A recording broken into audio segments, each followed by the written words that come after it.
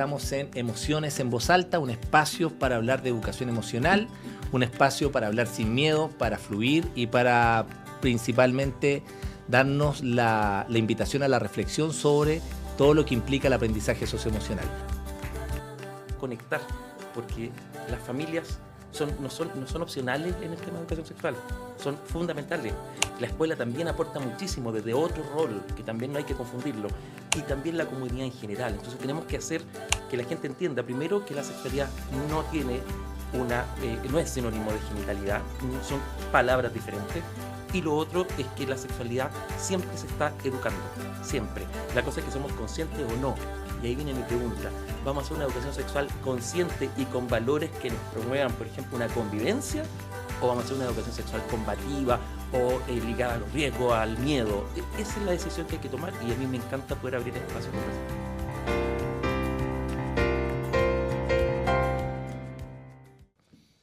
Muy buenas tardes, quizás buenos días o buenas noches, dependiendo cuando vean este podcast. Estamos acá, Emociones en Voz Alta, que es un espacio que hemos construido a través de la ONG Liderazgo Chile, para hablar de distintas temáticas vinculadas a educación emocional. Y hoy día hay un tema que es muy, muy valioso, que hemos invitado a un especialista, que además de ser especialista, uno siempre busca resonar con gente que esté en la misma frecuencia. Siempre uno dice que, así como los amigos que uno lo elige, nosotros como ONG buscamos personas que resuenen con los mismos propósitos. Y hoy día tenemos aquí frente a mí a Daniel Seguel, que es un especialista, bueno, él se define como sexólogo, Sí, sexología. sí, me gusta que se sepa. Vínculos, relaciones, afectividad y todo lo que conlleva un tema que siempre tiene su tabú. Hablar de sexualidad, tú mismo dijiste en un momento, está vinculado a genitales. Sí, lamentablemente. Entonces, darnos este espacio para hablarle a una mamá, para hablarle a un papá, para hablarle a un educador y para poder entender la importancia del vínculo. Finalmente, el vínculo hoy día es lo que nos moviliza. Yo siempre he dicho, y en esta reflexión te doy el pase, creo que una de las cosas que más debiésemos nosotros tener aprendizaje es en el saber amar. El aprendizaje a través del amor nos duele el alma todavía hasta el día de hoy a mí, en los conflictos de pareja, en mi relación a veces con lo que yo veo en mi hijo, en amigos, en entorno, porque el vínculo, el amor, el apego y todo lo que hay detrás del concepto también que vinculado a la sexualidad, nace también de carencias que tenemos en nuestras propias historias de vida. Así que Daniel, bienvenido, gracias por darte el espacio. Así que, ¿quién es Daniel? Pues hablemos para conocerte un poquito. Bueno, muchas gracias Arnaldo, primero saludarte y aprovechar de saludar a toda la gente que trabaja por estos mismos fines, como tú dices, que tiene que ver con dar una mirada distinta a estos temas que quizás todos los conocemos de nombre, pero no hacemos a veces los links de que finalmente estamos hablando del mismo ser humano. Finalmente el ser humano es integrado, o eso por lo menos desde la visión antropológica que yo manejo. Bueno, yo soy del campo, yo soy San Vicente de Tahuatahua. Me gusta también empezar por ahí la presentación. Yo soy hijo de un profesor. Pasé mi vida en un mundo donde no había tecnología y como tú dices, al final uno hacía una vida mucho más desde el conocer a otros con intereses más o menos compartidos. Y me metí mucho en cosas, solidaridad, me acuerdo mucho tema valórico en mi colegio. Y bueno, y luego ya estudié psicología, trabajé durante muchos años como psicólogo en área clínica, y desde ahí me empecé a meter en la educación. Estuve en los primeros años de los programas de convivencia escolar cuando Chile se inició todo este movimiento muy interesante de convivencia escolar. Y ahí apareció el tema de planes de afectividad, sexualidad y género, hoy día se llaman así, por ahí por el 2010, 2011 más o menos, que aparece la ley de regulación de la fertilidad, y se nos implica a los colegios entonces tener que hacer educación sexual desde la educación media. Y ahí comienza este viaje que yo tomo, yo lo relaciono con un viaje, de ir descubriendo qué era esto, partiendo ¿no? de lo que uno pensaba en esa época que tenía que ver con relaciones genitales, y te vas dando cuenta que la sexualidad tiene bastante más que ver con el ser humano, con la identidad, con lo que somos, que con lo que hacemos con alguna parte del cuerpo. Y eso es lo que me abrió, digamos, el espacio. Bueno, después me hice sexólogo allá en la Universidad de Alcalá de Henares, en el ICSEX, y me cambió la visión. Y hoy día yo me dedico precisamente a lo que tú dices, a conectar, porque las familias no son opcionales en el tema de educación sexual, son fundamentales. La escuela también aporta muchísimo desde otro rol, que también no hay que confundirlo, y también la comunidad en general. Entonces tenemos que hacer que la gente entienda, primero, que la sexualidad no es sinónimo de genitalidad, son palabras diferentes, y lo otro es que la sexualidad siempre se está educando, siempre. La cosa es que somos conscientes o no. Y ahí viene mi pregunta. ¿Vamos a hacer una educación sexual consciente y con valores que nos promuevan, por ejemplo, una convivencia? ¿O vamos a hacer una educación sexual combativa o ligada a los riesgos, al miedo? Esa es la decisión que hay que tomar y a mí me encanta poder abrir el espacio de conversación de eso. Daniel, no puedo dejar de pensar mientras decía que esto se construye también desde de forma permanente. Yo tengo hijos adolescentes. En un momento recuerdo comprar un libro de la historia de dos amiguitos que terminan transitando en su vida, en un ciclo de vida, que terminan siendo pareja y tienen hijos. Wow. Y el libro era muy didáctico y hablaba de todo. Yo recuerdo a mi hijo Agustín que le decía, bueno, ¿cómo nacen los hijos? El pene ingresa a la, ¿cómo se llama? A la vagina de la mujer y hacía toda la explicación técnica muy bien lograda. Y finalmente, lo que me di cuenta es que casi todos los libros hablan desde la mirada de la procreación. Pero yo veía que en el libro tampoco había ningún tipo de donde se trabajara desde el afecto o trabajara un poco aquella dimensión más del vínculo, que creo que hoy día es. Hagamos dos análisis. Primero, esa resistencia que probablemente lo ven los padres, que les cuesta hablar de sexualidad con los hijos. Es decir, que como yo no lo hablo, que lo hable en la escuela. La escuela también dice, hasta aquí llego yo, esto parte en la casa. También hay análisis que dice que el papá tiene que hablar con la mujer y la mamá tiene que hablar con el niño. Entonces, frente a esto, cada uno hace camino al andar desde sus propias creencias y sus propias miradas. Desde tu rol, que ya tiene ya campo recorrido en esto, yo papá, de niños de 5 o 6 años. ¿Cuándo es el inicio de hablar de sexualidad? ¿Qué es lo que tengo que hablar? ¿Qué no tengo que hablar? ¿Cuáles serían como las recomendaciones en ese ámbito? Sí, la primera recomendación es que no hay una receta única y específica para decir a tal edad hay que decir tal cosa. ¿Ya? Y como somos seres sociales y culturales, hay culturas donde hay cosas que se hablan antes, otras se pueden postergar un poco más. Lo que sí te puedo dar como una receta es que si tu hijo pregunta o tiene una duda, tienes que responderla. Ya no hay que darle una segunda vuelta. Si tu hijo a los 7 años te pregunta por algo que vio en un video, que puede ser muy adelantado, vas a tener que hablar de eso, ¿sí? Ahora, ¿qué le vas a decir? Lo concreto y siempre preguntar qué es lo que imagina o sabe él de eso que está preguntando. Ahí es donde se comete el error muchas veces en la forma de afrontar estas dudas. Pero los padres tenemos nuestras creencias, nuestras formas de pensar, nuestros valores también, lo que consideramos bueno o malo. Y ante la pregunta de un hijo, tal vez nos ponemos nerviosos y tratamos de dar demasiada información y a veces ahí es donde ocurre la desconexión. Quizás tu hijo no necesita saber tanto. Mira, te lo voy a dar como un ejemplo de un comercial que hay por ahí que yo lo muestro en algunas charlas de apoderados, que una niña le pregunta, una niña como de 7 años le pregunta a la madre, mamá, ¿qué es virgen? Y la mamá hace... Así llegó el momento, ¿no? Y hace toda una explicación, pero con detalle, habla del papá, que la mamá, que el amor... Y la niña escuchando, esto estaban en la cocina, escucha, y la mamá dice, lo logré. Hasta le habla de lo que ella siente. Todo. Y la niña después le dice, ya, y extra virgen, pero estaba mirando el aceite. Entonces, esa madre, por no haber preguntado qué es lo que tú entiendes por eso, se dio una vuelta gigante y la niña solo quería saber qué tipo de aceite el que estaba comiendo. Entonces le dimos una charla a esa niña que no necesitaba y probablemente la niña debe haber quedado un poco impactada y haber dicho, bueno, ¿de qué me sirve esta información? Claro, contrapreguntar en base a qué se refiere su pregunta, Siempre. porque a veces puede ser muy inocente y uno puede transitar de mejor manera. Siempre uno pregunta. Entonces, en la medida que tu hijo te da lo que necesita saber, tú vas a lo concreto, tú respondes lo concreto. No es necesario en niños pequeños dar demasiada explicación. Lo más simple es lo mejor, porque es lo concreto que saca la duda.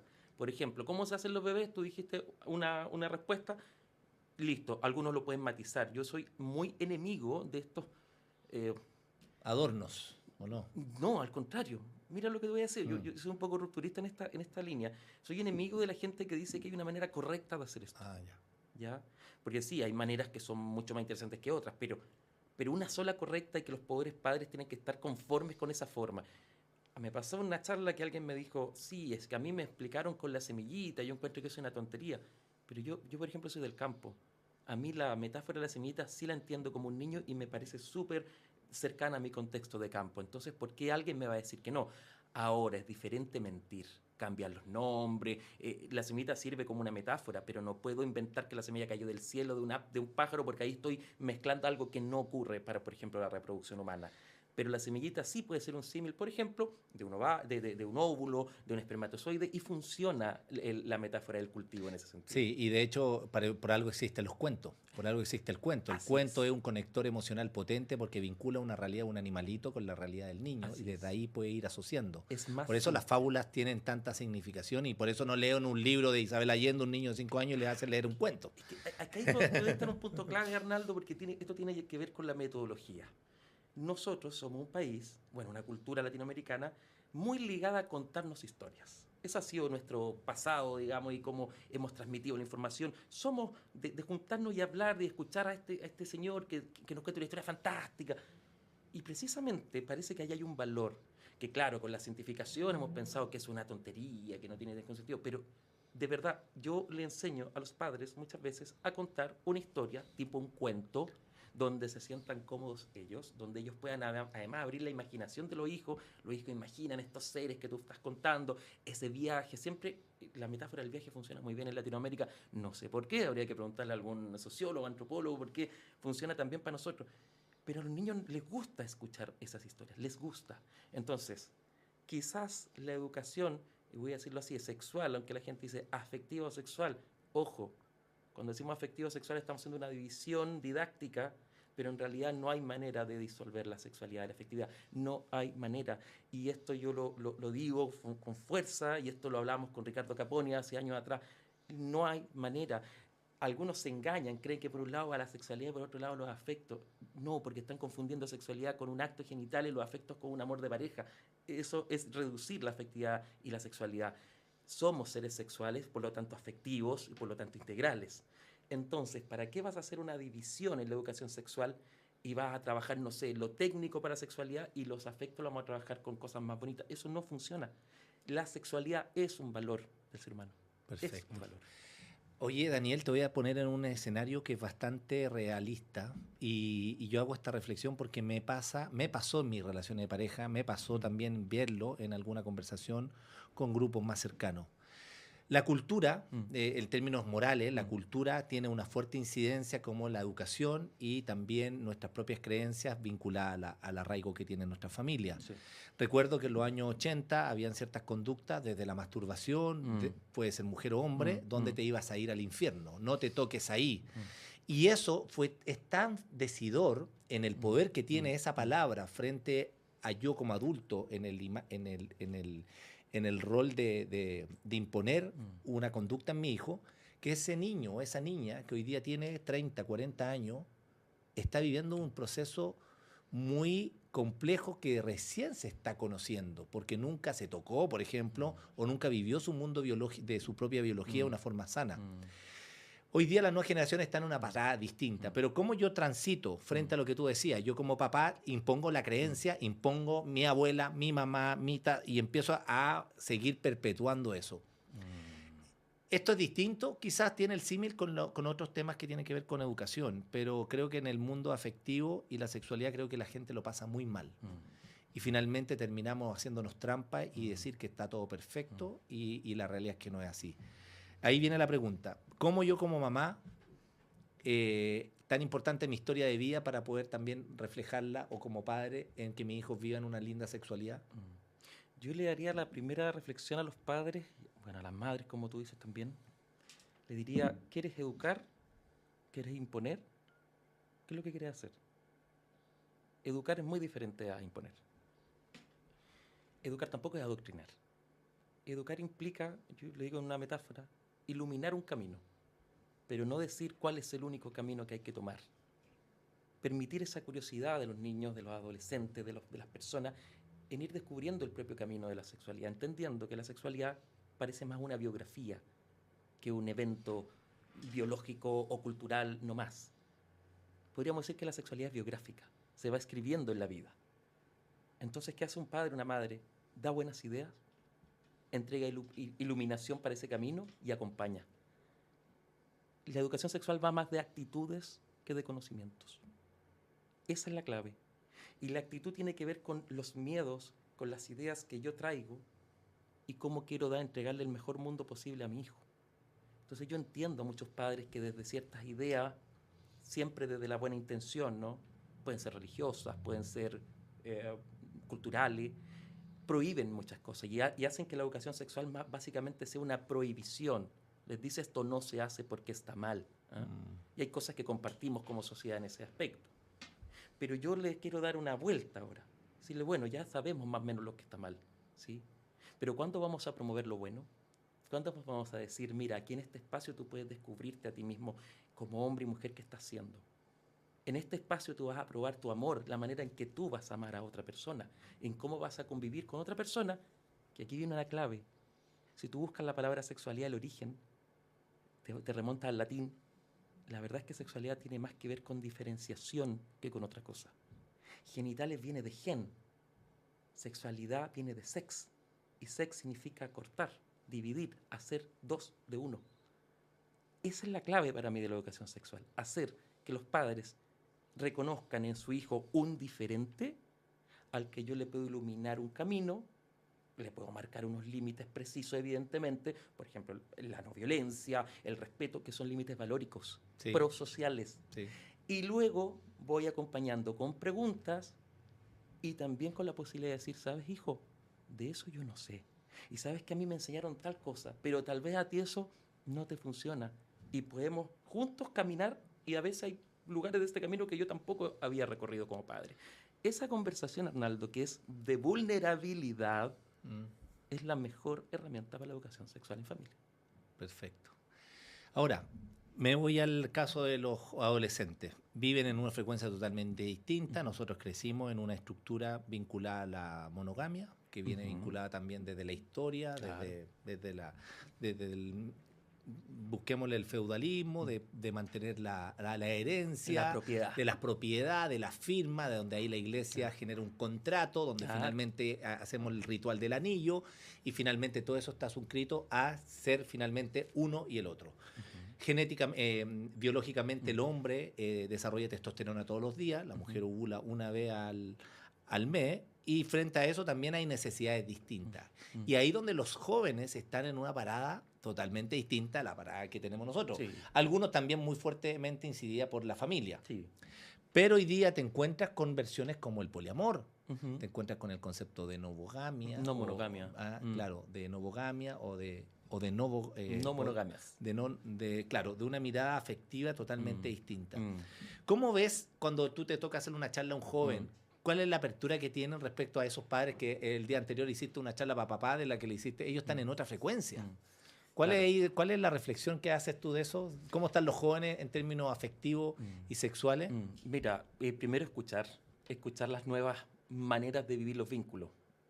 También tengo que reconocerte, Arnaldo, que muchas veces las descripciones que se hacen respecto a la no monogamia o a la exploración de otras posibilidades son también un intento de abrir las posibilidades dentro de lo que se va sintiendo. Pero fíjate que la mayoría de las veces, a mí me ha pasado, por lo menos en Chile, que los jóvenes igual toman después patrones más culturales que normalizados. No es que haya demasiada exploración como algunos piensan que ahora todos hacen cualquier cosa con todo. No. Y tampoco es algo tan nuevo, porque yo recuerdo, ¿te acuerdas? No sé, en la época de los Pokémones pasaba lo mismo, iban al parque y se daban besos entre todos para curiosear, ¿no? Claro. Y eso tiene que ver con que hay ciertas resistencias a morales. Aparece una moral muy rígida y aparece la resistencia a esa moral, y suelen ser los adolescentes los que tienen casi por una cosa generacional que quebrar un poco y cuestionar esta moral adulta. Lo que yo invito normalmente a los padres es antes de enjuiciar, y yo hago lo mismo, tratar de comprender qué hay de fondo, porque hay algo que, independiente de la tipología del vínculo que tú establezcas, se mantiene en el erotismo humano. ¿Cuál es esa necesidad que se mantiene? Desde lo griego, insisto, en adelante. Sí. Es que los seres humanos queremos ser deseantes, deseamos a otra persona y a la vez queremos ser deseados. No importa tanto el formato, si yo quiero esto hacerlo con 5 a la vez, 2 a la vez, 1 a la vez, si quiero mantenerlo 3, 4 años, 5 años. Como tú dices, no es algo necesariamente enraizado en biología. Tiene que ver con cómo yo me permito satisfacer estas necesidades. ¿Y la necesidad cuál es? Que me quieran y ser querible. Esas son las dos variables, independiente del formato. Y te vas a dar cuenta que muchas veces, claro, por una cosa de economía, digamos, de economía de energía personal, es más fácil con menos gente a hacer estos juegos que con más. Entonces, la mayoría de la gente sigue tendiendo a una relación más exclusiva, pero que, ojo, la relación exclusiva es un acuerdo. Es un acuerdo, no es una imposición. Y un acuerdo que uno toma libremente, sabiendo que vas a desear otras experiencias y quizás te va a gustar otra gente, pero tú haces un acuerdo donde estableces un valor compartido. Y esa sería la monogamia. No es algo natural. Bueno, yo también te diría que en realidad lo natural en la sexualidad es lo que menos queda, porque la sexualidad se ha culturizado. Sí, pues claro. Entonces hemos pasado de épocas muy restrictivas. Tú hablas, por ejemplo, del matrimonio. Del matrimonio yo te puedo decir que asociación matrimonio con amor es nueva.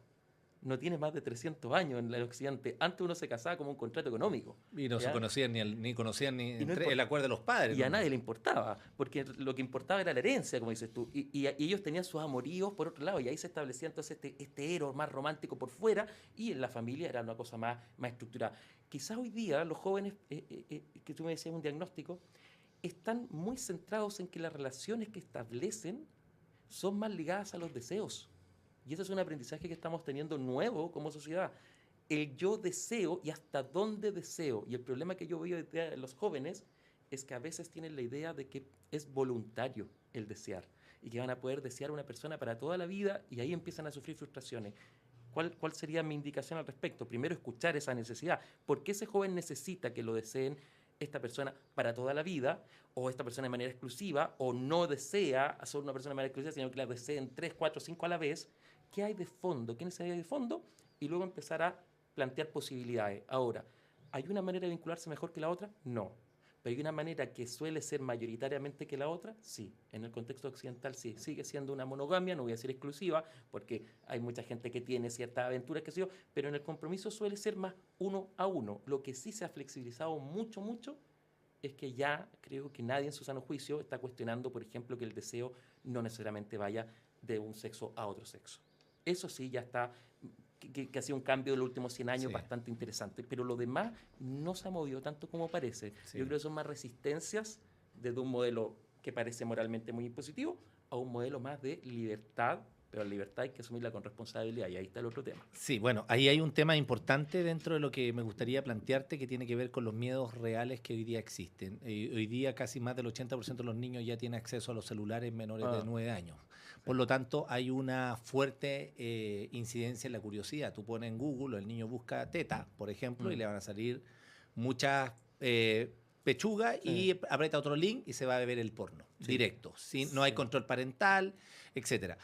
Ahora, lo comentamos en algún momento cuando conversábamos, que los papás dicen, wow, o algunos estudios o alguna información también de alguien que no tiene el conocimiento, dice, no, el porno finalmente genera que hay una instrumentalización de la figura de la mujer, donde la violencia que se ejerce y la potestad frente al rol masculino, Desde todo lo que tú has leído, lo que has estudiado, ¿el porno qué tanta incidencia tiene en los niños?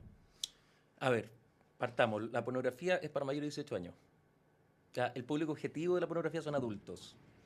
Desde ahí para adelante, si tú me dices, un niño, un adolescente que vea porno está bien, no puede estar bien porque no es un producto hecho para ellos. Eso es lo primero. Perfecto. ¿Ya? Así que dejemos inmediatamente establecido que no es un producto para ellos. Es como, tú vas a una botillería y te dice, ¿tienes menor de 18? ¿No te vendo? No vendo Ya, y nadie se cuestiona si te va a hacer bien o mal el trago. No se vende. Con los niños no deberían ver pornografía porque no es producto para ellos. Punto 1. Ahora, ¿qué pasa? Como tú dices, van a llegar. A diferencia de la botillería, aquí no hay posibilidad de zanjar, digamos. Y aunque le pongas todos los controles parentales, siempre se van a saltar y te puede ir hasta TikTok, aparece un link y te vaya a un porno. Ahora, hay diferentes categorías de porno también. No una es igual a la otra. Hay hasta porno feminista, por ejemplo, que uno podría mirar con otro ojo ciertos mensajes que hay ahí muy diferentes al porno que uno está acostumbrado a ver, digamos, en el mainstream. Yo quiero decirte que, según los estudios, aún hay una controversia científica respecto a los verdaderos efectos que tiene la pornografía. Lo que pasa es que la pornografía, por ejemplo, en adolescentes o en hombres también mayores, se ha asociado a que es el peor de los males.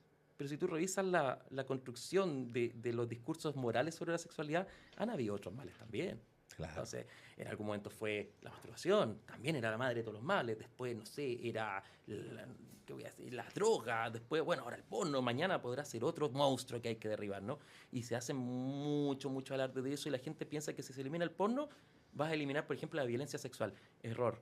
La violencia, la discriminación, los abusos son multifactoriales, son fenómenos complejos. Perfecto, sí. Evidentemente la pornografía, si tú me dices suma el erotismo, re poco, la verdad.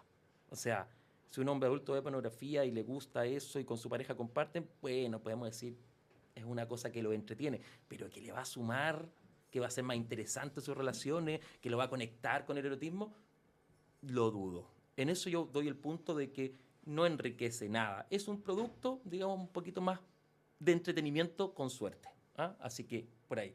Ahora, cuando se confunde el porno con educación, tenemos un grave problema.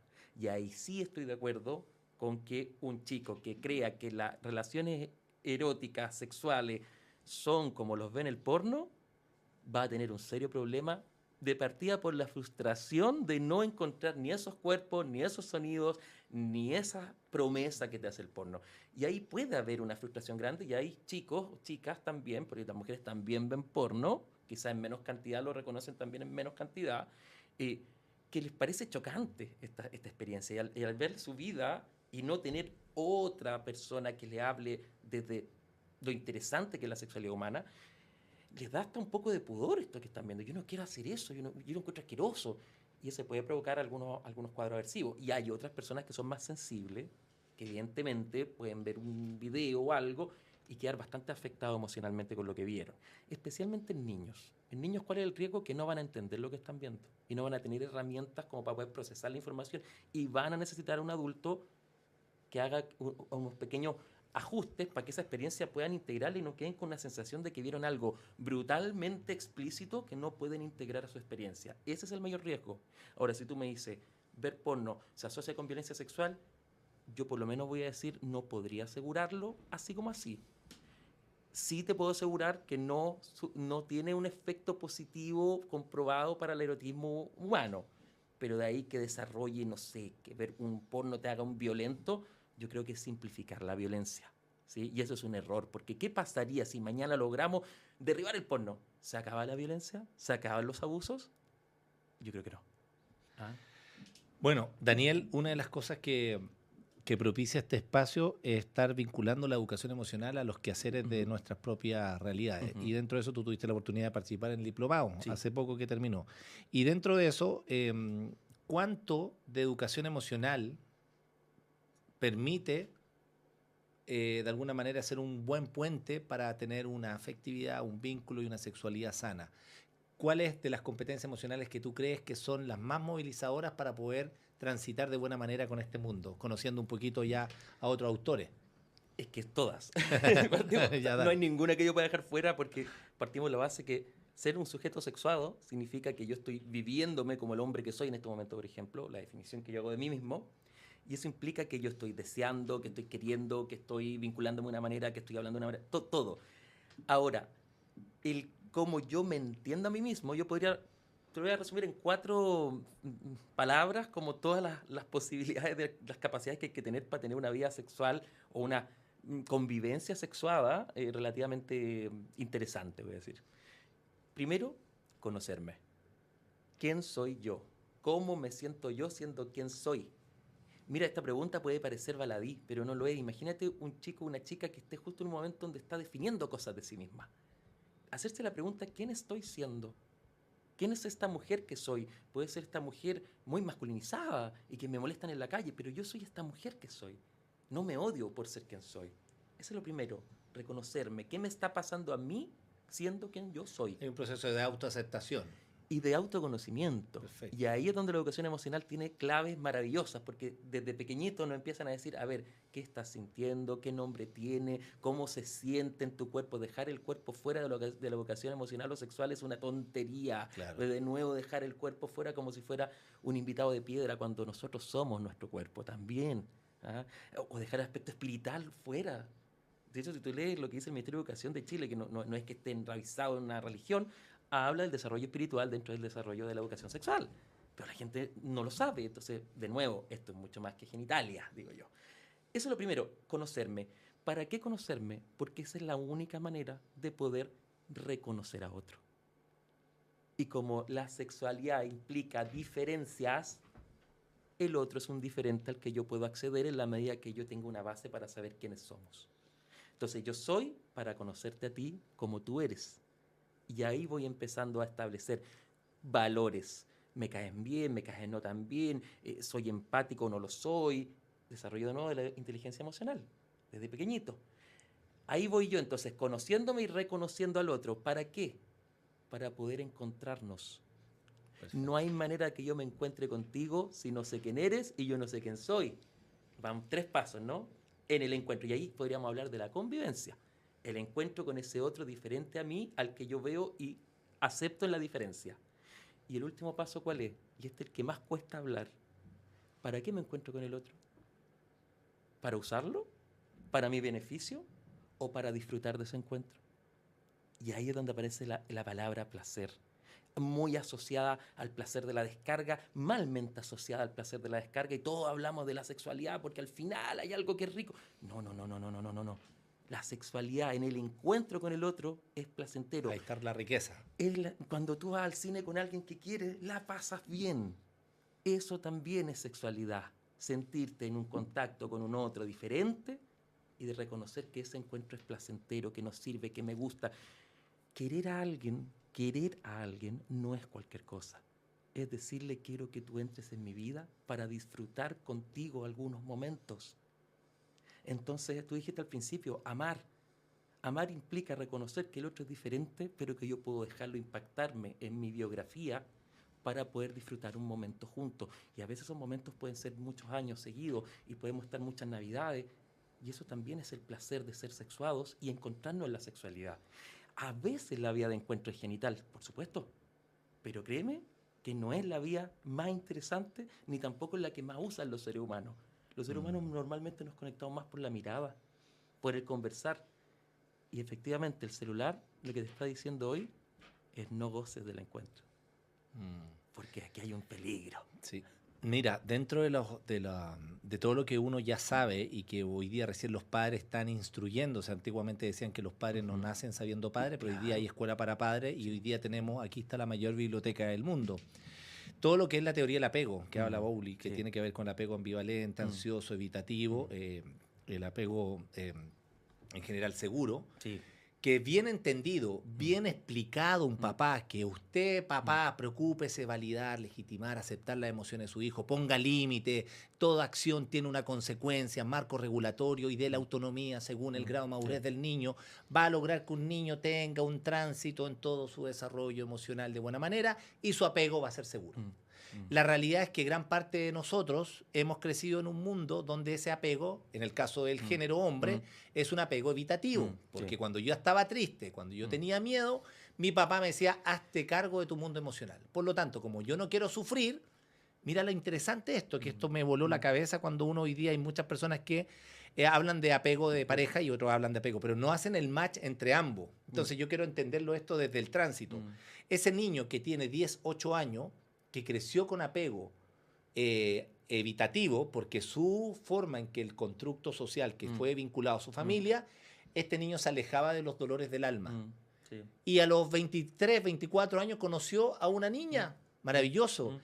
Y esa niña le explicaron a su mamá que ella era muy de cuidar a los pollitos, que tenía que tener el vínculo, que siempre tenía que agrupar, y era un poco lo que se determina dentro de todo lo que hay de esta teoría, que el apego más ansioso. Finalmente, reconocer, me amas, me quieres, quiero estar ahí. Entonces, viene este niño, crece y se terminan encontrando a los 25, 27 años, arman la pareja.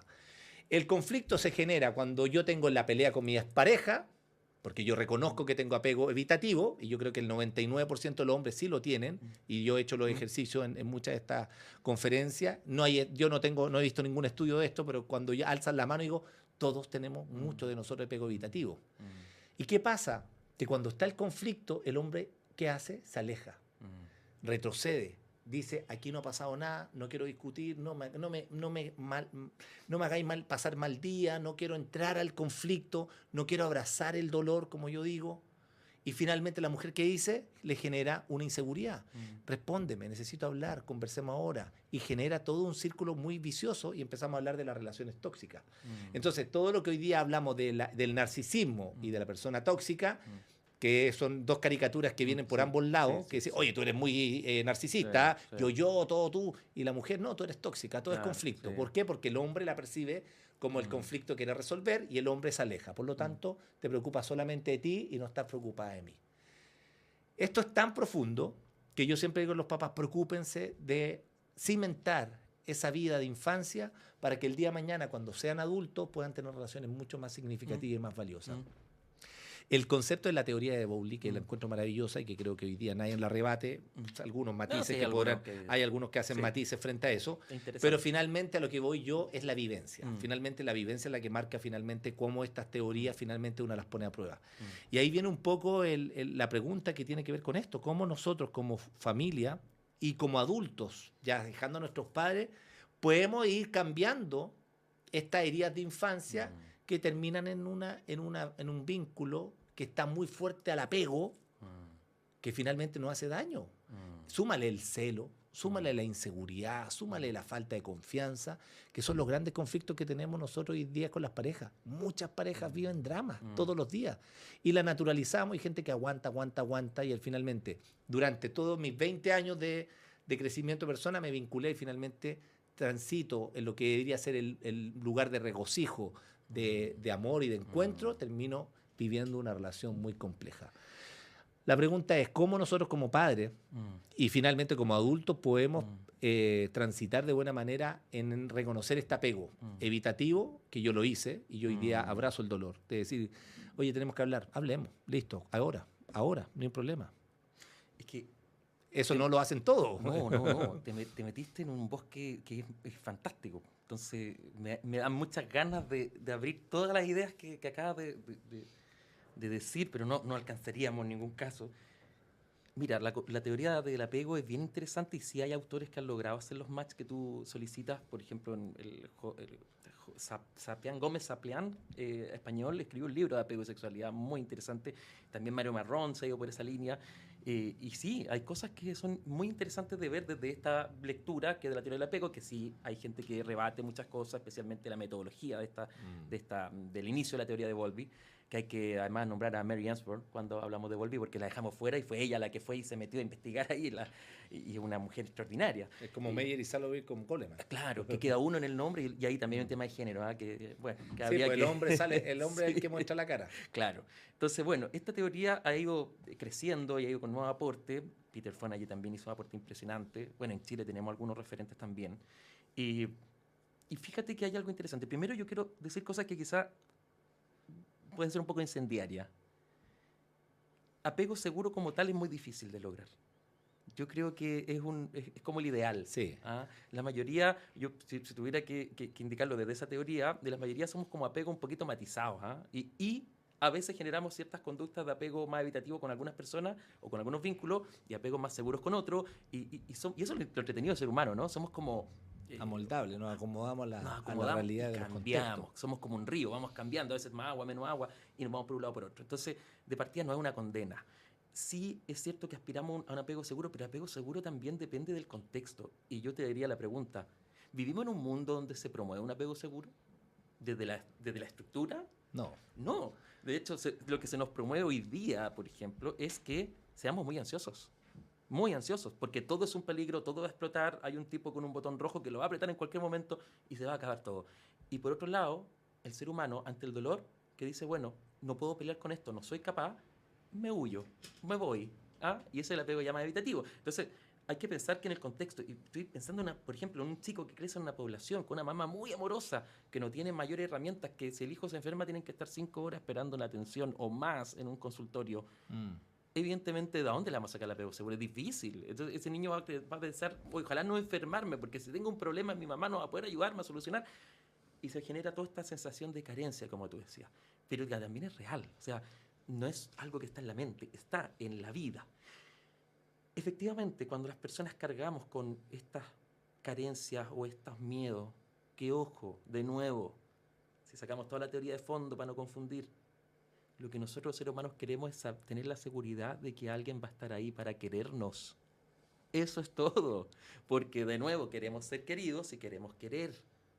Ante la imposibilidad de asegurarnos eso, cuando ya no tenemos tribus, antes, bueno, no está mi mamá, pero están mis 5 otras cuidadores, como hoy día no están, y está mucho el riesgo, tengo que tomar una conducta de protección. Y la conducta de protección es ser ansioso, estar siempre tratando de controlar que estén estos Y un personajes. retiro emocional también. O un retiro emocional, y decir, ¿sabes qué? Evitarme el conflicto. Me hago yo solo nomás, así nadie me va a hacer daño, que es mentira. El ser humano no funciona solo, funciona siempre en comunidad.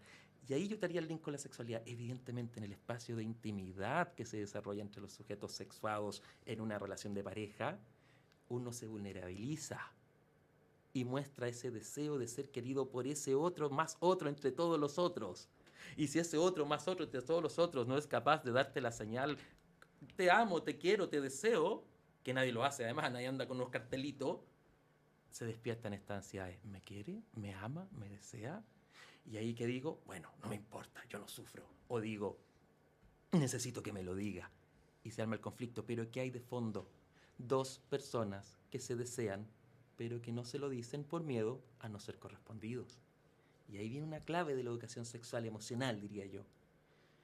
Yo no tengo ninguna posibilidad de asegurarte que la persona que tú deseas te va a desear. Pero sí te puedo asegurar que en la vulnerabilidad puedes tener un encuentro real con otra persona y disfrutarlo. Y ese es el camino de la educación. Más allá de lo que tú hayas aprendido o te hayan dicho, yo te invitaría a que si decides encontrarte íntimamente con otra persona, tienes que estar disponible a sacarte la armadura y decir, voy a ser yo en este encuentro con este otro que he elegido y voy a disfrutar lo que esto me dé, sin miedo a ser ni abandonado ni a ser herido, porque no es algo que esté en tu control. El tema del apego tiene que ver mucho con el control de la seguridad. Si tú tienes la seguridad de que tú eres una buena persona, que tú eres una persona querible, como cualquier ser humano por el hecho de estar vivo, que te elija A, B o C, ya es una anécdota. Puede ser más frustrante o menos frustrante. Ahí está el deseo. Pero no, en ningún caso, va a generarte a ti la incapacidad de ser valioso. La educación sexual parte con el reconocimiento de que por ser sujetos humanos somos valiosos. Mira, sí. Antes de terminar, nos quedan los últimos minutos. Hay un concepto que a mí me hace mucho sentido, volviendo un poco al tema de los vínculos, que es el concepto de novogamia que ha aplicado el doctor Jorge Ferrer, que es español, que ha hecho mucho tema y tiene una charla TED bien interesante. De las nuevas gamias. Claro, de los nuevos vínculos, viene del italiano. Y efectivamente, fíjate que el 60% de las personas son infieles. Entonces hay un concepto a nivel mundial donde tenemos una declaración políticamente correcta que tengo que cuidar el vínculo, pero por detrás tenemos una doble vida. Pero el 40% es fiel. El 40%, claro, y ese 40% es fiel. Ese otro 60% tiene que ver también cómo nosotros transparentamos lo que has hablado tú. Es decir, yo tengo que ser honesto de este deseo, a lo mejor el otro no me desea, yo lo deseo, bueno, y cómo se van configurando las relaciones.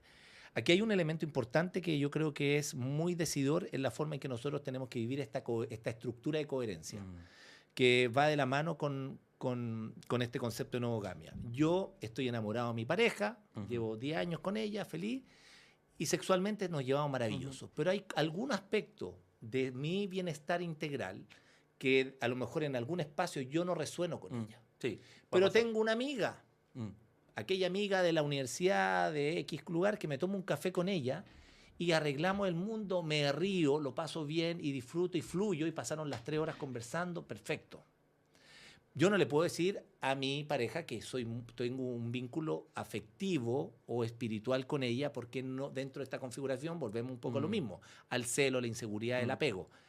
Pero en la estructura general de nuestro equilibrio interno, siempre estamos buscando encontrar aquellos equilibrios que nos generen finalmente un bienestar integral. Y el concepto de apertura tiene que ver cómo hoy día las relaciones se van abriendo a reconocer eso que muchas veces callamos. con ella, tengo una linda relación, en este aspecto me encuentro, y ahí uno va vinculando familia, hijo, que finalmente viene del concepto hedónico, de todo lo que Epicuro y todo lo que Aristóteles, y hablamos del, bueno, tú hablabas de Caponi, todo el concepto de bienestar.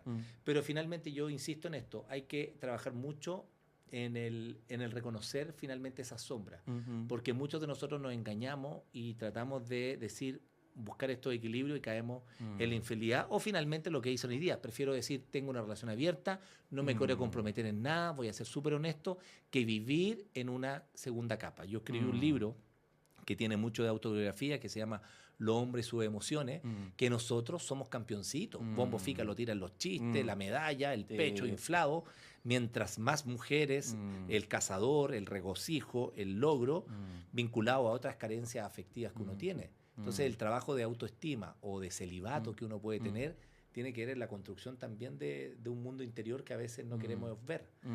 Entonces, mensaje final, querido Daniel, ¿qué le dirías tú a los padres, a la familia, para poder trabajar? Ahí trajiste alguna idea de libro también, para poder decir, mire, por aquí va la cosa, orientemos aquí a la familia. Es que tú haces unos análisis que a mí me encantaría desglosarlos, porque lo que dijiste ahora al final también encuentro que hay muchas ideas. Yo solamente lo que dijiste te podría hacer como meter una idea entre medio. Rigidez. Cómo yo establezco los límites, cómo yo establezco mis vínculos, qué grado de rigidez estoy poniendo. Yo creo que si yo soy muy rígido voy a tener muchos problemas de los que tú acabas de nombrar. Por ejemplo, oye, tengo una amiga, pero también tengo mi pareja y no quiero que haya celos. Eso es rigidez. O sea, si uno conversa las cosas y detecta además cuáles son los intereses y los deseos con cada uno de tus vínculos, las cosas suelen funcionar mejor. Ahora quizá hay una rigidez también cultural, eso lo podríamos discutir. A mí me pasa que cuando tú me hablas de celos, por ejemplo, yo también digo, bueno, y los celos no son una emoción. Pues le hemos hecho la guerra igual que al porno, igual que, como que fuera lo peor y nadie debería ser celoso, pero es una emoción. Claro. Es un hecho. El hecho de la posesión, me pertenece, es mío. Pero por algo aparece. Entonces yo también desde la educación emocional exploraría el celo como una emoción desde pequeño, porque no solamente con las parejas, puede ser con los amigos. ¿Qué mensaje me está trayendo? ¿Qué carencia, necesidad insatisfecha hay detrás la de eso? necesidad del fondo que hay en tu organismo que te hace pensar que no puedes perder esto o que alguien te lo va a quitar? Eso yo haría todo un estudio de hecho con los celos, porque sí, los celos pueden llevar a crímenes, igual que la ira, ¿no? Pero por algo está ahí. Y hoy día hay una tendencia a decir, no, nadie tiene que ser celoso, de no, la imposición. Y nadie se ha preguntado, bueno, ¿y por qué están apareciendo los celos? Ahí lo dejo. Quizás eso abriría también esta posibilidad de vincularse no desde modelos tan rígidos, que es lo que a mí me pasa cuando yo escucho tu reflexión. La rigidez de cómo nos acercamos y cómo nos queremos y cómo nos deseamos. En lo práctico, primero la educación sexual siempre es valórica. Elijamos qué valores queremos promover, no tanto lo que queremos evitar, sino lo que queremos promover. Yo cuando digo valórico no me estoy poniendo en una posición aquí conservadora, al contrario, estoy diciendo que algo valioso es lo que tenemos que promover. Por ejemplo, alguien dirá la libertad de elección y que nadie esté coercionado a tener una relación con alguien que no quiere, eso es un valor. Alguien dirá, bueno, el valor de la familia es otro valor. Toda educación sexual necesita valores y yo creo que aquí, en este texto que es un cuento de Ifigenia Mesúa y su esposa Nadette Foucault, hicieron y se llama Una historia fantástica. Lo recomiendo absolutamente. Es difícil de conseguir, pero se puede. Está también online, incluso se puede descargar. Y es un cuento para niños sobre el concepto de sexo ligado a esta idea de diferenciación que es más bien latina y que parte de los griegos con el tom griego y el tomé. Perfecto. Este cuento es maravilloso porque además aborda también otras diferencias que muchas veces en la educación sexual nos cuesta hablar. Por ejemplo, las diversidades de deseo, las diversidades de biografía. Y esto en menos de 5 minutos, muy entretenido, funciona. Ahora, si a alguien le gusta un libro un poquito más estructurado, está en este tipo de libros que se pueden leer con los niños. Fíjate que yo normalmente recomiendo actividades donde los padres dialoguen con los niños. No le mando un manual al papá para que lo lea solo. Perfecto, sí. Siempre, y el acompañamiento que se hace, por ejemplo, de la típica, ¿cómo le explico a los niños cómo nacen los bebés, de dónde vienen? Hay una metáfora muy bonito. Antes decía, bueno, la cigüeña, los bebés los trae de París, de Francia, decían, ¿no? Sí. Bueno, nosotros les decimos hoy día, cambiemos un poquito eso. Si usted quiere hablar de países, los niños vienen de Estados Unidos. ¿Sí? Por ahí parte, ¿no? Y eso es mucho más cercano a la realidad, Estados Unidos que París. Y ahí vamos haciendo juegos con cuentos, como estos 3 que yo he contado, que pasó aquellos 9 meses, este libro de educación sexual para familias y este libro de la historia fantástica, que es mi favorito, para iniciar la conversación. Y luego utilizar metáforas que nos hagan sentir cómodos como familia. Si vamos a hablar de los celos, por ejemplo, ¿cómo podríamos hablar de los celos con los niños ocupando algo que no sea cómodo? Por ejemplo, podemos ocupar una historia que le pasó a la mascota. ¿Te acuerdas que la mascota no quería que nadie comiera de su plato? Y podemos trabajar desde ahí. Todo lo que se te ocurra en esa línea, bien. Y yo lo que recomiendo a los colegios especialmente, cuando hagan charlas de apoderado, quieran abrir estos temas, no traten de solucionar un problema con una charla. Al contrario, que sea un espacio donde los padres puedan hablar, donde podamos expresar nuestros miedos, nuestras inquietudes y nuestras seguridades, nuestros modos diferentes de educar, y que sea una charla ligada más bien a las actitudes. ¿Cuál es la actitud comprobada que ayuda a todo lo que tú dijiste, además de gente que sea capaz de pensarse de manera diferente en los vínculos, no tan rígido? Cuando tiene una actitud de cultivo, no cuando tiene una actitud normativa. Si cuando tú pones una actitud normativa en la educación sexual, por ejemplo, esto hay que hacer y esto no, la gente no tiene mucho por dónde pensarse. Pero si tú le dices, ¿qué queremos hacer? ¿Qué nos gustaría lograr? Emergen la idea de los padres, de los profesores y de los estudiantes. Así que yo recomiendo una educación sexual basada en la actitud de cultivo. Y mira qué interesante que Chile es un país que siembra mucho, muy ligado al campo, Latinoamérica también, así que la metáfora del cultivo nos viene de perilla y una actitud científica, muy similar a la que tiene Rafael Vizquerra cuando nos muestra el universo de las emociones. Y explorar el universo. Bueno, yo digo, exploremos el campo, esta dimensión de la sexualidad, desde esta idea del agricultor que vamos poniendo semillas y va viendo qué crece acá y cuál es el cuidado que hay que darle a cada una de las plantitas que estamos entregando. Bueno, Daniel, primero que todo, darte las gracias. Y este programa se llama Emociones en Voz Alta, que busca principalmente sensibilizar a las familias, sensibilizar a los educadores, con temas que obviamente son parte de las realidades que vivimos como sociedad. Así que la idea es hablar sin miedo, tranquilo, y esperamos que esto también contribuya y sea un aporte de valor para las personas que el día de mañana vean el Reels o vean el programa completo. Así que muchas gracias y nos veremos en otra entrevista en muy poco tiempo más. Que estén muy bien. Chao, chao, chao. Chao.